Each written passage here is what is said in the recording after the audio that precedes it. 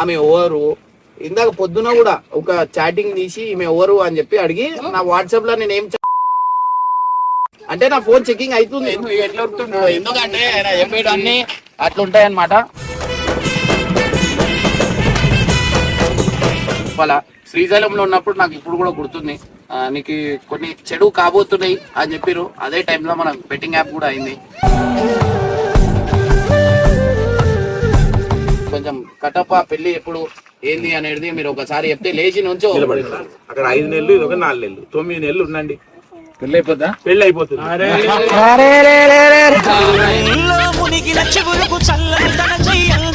మామూలు అంటోడు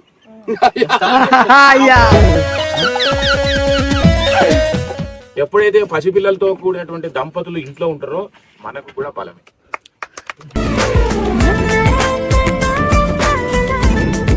ప్రభాస్ మారు ఉండాలి, జూనియర్ ఎన్టీఆర్ మారు ఉండాలి.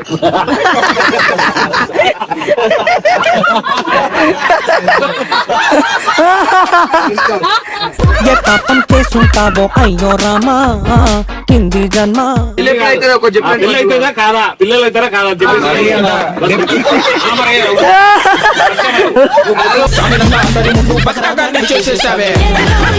ఈమెతో లొల్లిలు ఊకే అవుతున్నాయి, ఎందుకు అవుతున్నాయి? మొగుడు పెళ్ళాలంటేనే కంకి గొడవళ్ళ స్త్రీలు అంటేనే వివాదము. ఆ 76 అమ్మాయిలే అనుకుందాం, ఆ అమ్మాయిలు అన్ని తీసేసి ఆ పాముల్ని గంగలో కలిపోద్దాం. నీకు ఆ పూజ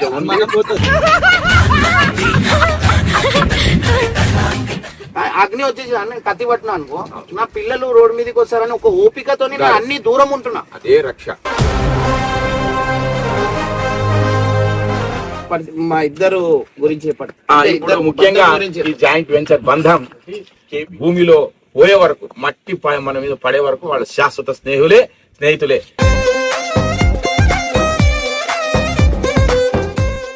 కొన్ని రోజులు నేను కేపీ అన్న ఊహించలేనంత స్థాయికి ఆ దేవుని బ్లెస్సింగ్ వల్ల, ఆ అల్లా బ్లెస్సింగ్, జీసస్ బ్లెస్సింగ్ వల్ల, అందరి బ్లెస్సింగ్. ఎందుకంటే మా దాంట్లో ఉన్నాయి అన్ని 3, ఆ 3 కలిస్తే దానికి ఓర్ ఆపలేరు అనమాట. సో అట్లా మాలో ఉంది ఆ బలం. పర్సనల్ మా బిజినెస్ ఉన్నాయి కొన్ని, దాంట్లో అడుగు వేసినాం. సో దీనికి మాకు ఆపుడు లేదు. కొన్ని రోజుల్లో నేను ఏందో చూపిస్తాను.